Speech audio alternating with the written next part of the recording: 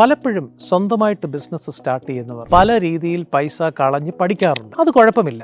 പക്ഷേ നിങ്ങൾക്ക് മുൻപ് ഇത് സംഭവിച്ചിട്ടുള്ളവരിൽ നിന്ന് പഠിക്കേണ്ടിയ മേജറായിട്ടുള്ള പാഠങ്ങൾ എന്തൊക്കെ, പ്രത്യേകിച്ച് GST പരമായിട്ട്. Number 1, input credit.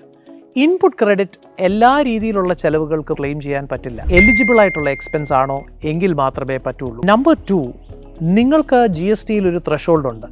20 ലക്ഷം സർവീസിനും 40 ലക്ഷം പ്രോഡക്ട്സിനും എന്നിത് ക്രോസ് ചെയ്യുന്നു എന്നുള്ള കണക്ക് പലപ്പോഴും പലരും ട്രാക്ക് ചെയ്യാറില്ല.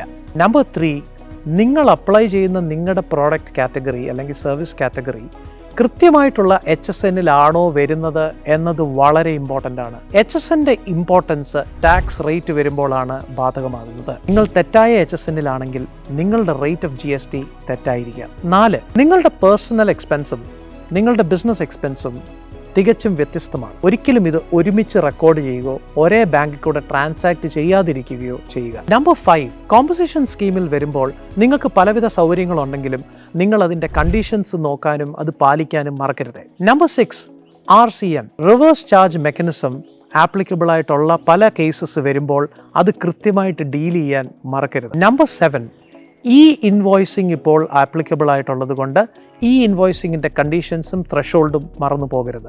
എന്തൊക്കെ ചെയ്താലും കൃത്യസമയത്ത് GST റിട്ടേൺ ഫയൽ ചെയ്യാനും അതിൻ്റെ കംപ്ലയൻസ് ചെയ്യാനും ഒരിക്കലും മറക്കരുത്. കാരണം അവിടെയാണ് കൂടുതൽ ബിസിനസ്സുകൾക്കും പൈസ ഇൻട്രസ്റ്റ് ആയിട്ടും പെനാൽറ്റി ആയിട്ടും നഷ്ടമാകുന്നത്. നിങ്ങൾ ആദ്യമായിട്ട് ബിസിനസ്സിന് ഇറങ്ങുകയാണെങ്കിലും ഇതിനു മുമ്പ് ഈ ജേർണി നടന്ന നിങ്ങളുടെ പ്രീഡിസസർ ബിസിനസ്സുമാരോട് സംസാരിക്കുകയും അവരിൽ നിന്ന് ഇതൊക്കെ പഠിക്കുകയും ചെയ്യുക.